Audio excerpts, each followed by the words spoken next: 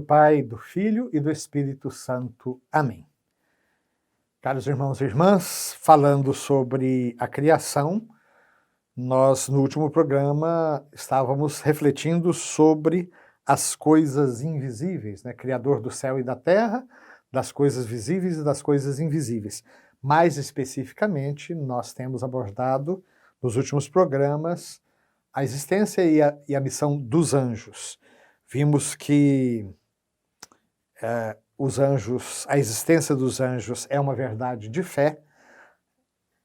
A existência dos seres espirituais não corporais, que na Sagrada Escritura são chamados habitualmente de anjos, é uma verdade de fé.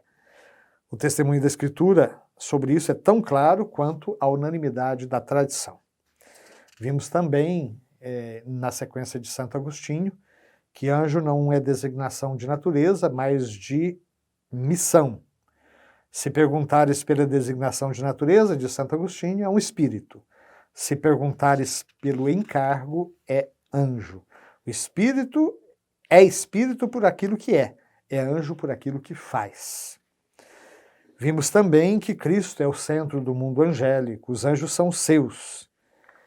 E, finalmente, demos uma passada com o nosso catecismo nas várias citações que ele apresenta, onde os anjos, desde a criação, passando por todo o Antigo Testamento, inclusive até a anunciação do anjo a Maria, do anjo Gabriel a Nossa Senhora, temos então a presença desses mensageiros de Deus.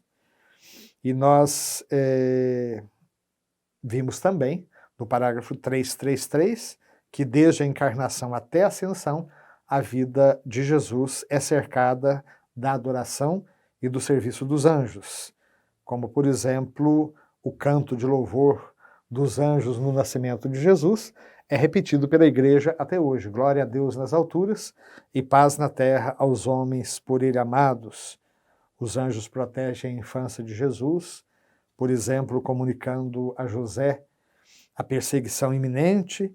Os anjos confortam Jesus no momento da agonia no Horto das Oliveiras e os anjos anunciam a boa nova da encarnação aos pastores, mas também da ressurreição. E no dia da ascensão, eles também anunciam que estarão lá a serviço de seu juízo. Então nós chegamos finalmente ao parágrafo 334. Do mesmo modo, a vida da Igreja se beneficia da ajuda misteriosa e poderosa dos santos. Aqui o nosso catecismo cita várias passagens dos Atos dos Apóstolos, mostrando a atuação dos anjos no começo da Igreja. Parágrafo 335.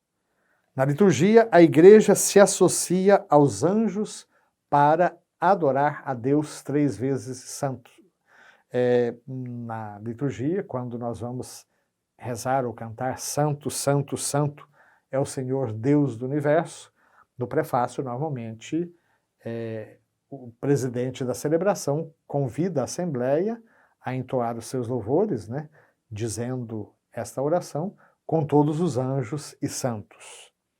Também no rito das exéquias, no rito da encomendação dos defuntos, a Igreja invoca a assistência dos anjos, dizendo àquele que faleceu, né, os anjos te conduzam ao paraíso.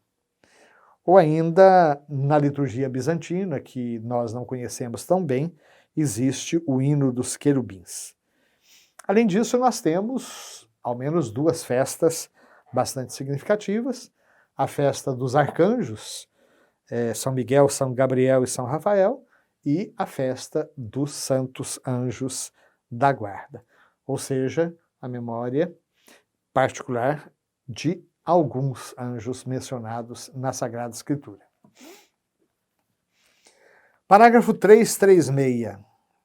Desde o início até a morte, a vida humana é cercada pela proteção dos anjos e por sua intercessão. Aqui o nosso catecismo cita São Basílio Magno, que vai dizer que cada fiel é ladeado por um anjo como protetor e pastor para conduzi-lo à vida. Por isso é que a igreja tem um dia em que ela celebra os santos anjos da guarda. Ainda aqui na Terra, a vida cristã participa na fé da sociedade bem-aventurada dos anjos e dos homens unidos em Deus.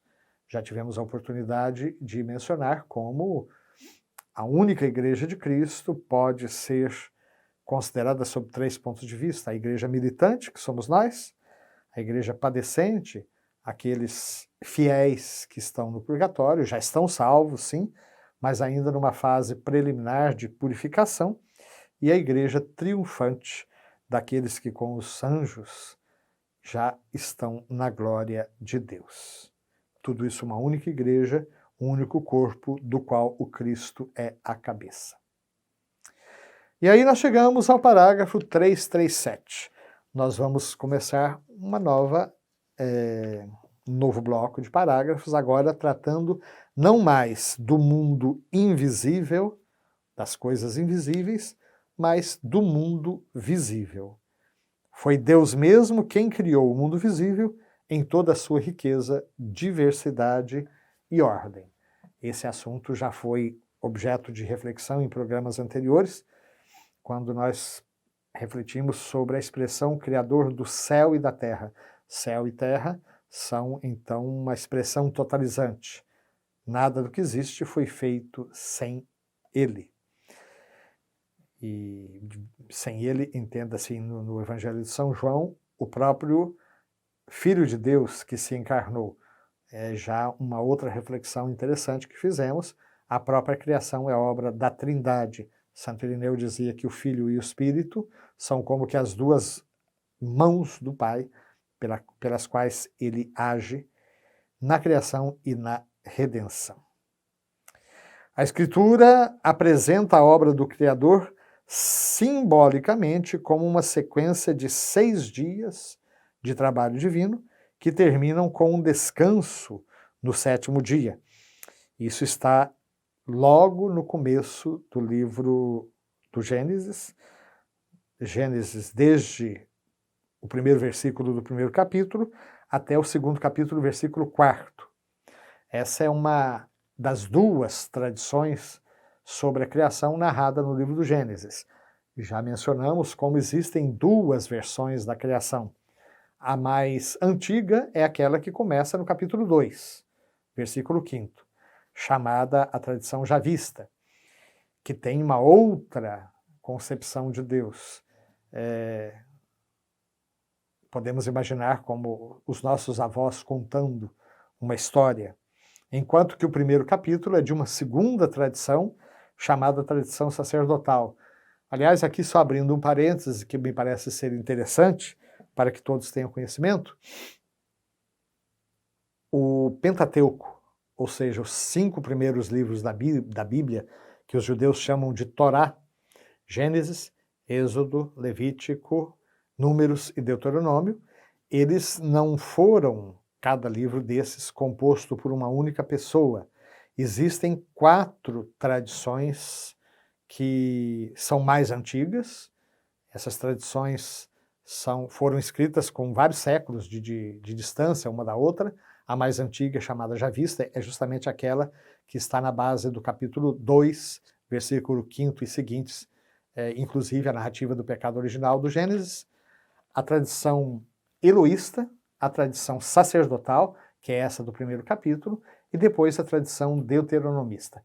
Essas 4 tradições foram depois juntadas por redatores finais, e bem depois, séculos depois, que as primeiras tinham sido escritas. Por isso é que existem ali narrações repetidas e de fontes diversas. Queremos continuar, com a graça de Deus, no nosso próximo programa, refletindo um pouco mais sobre esta criação. Até lá, se Deus quiser.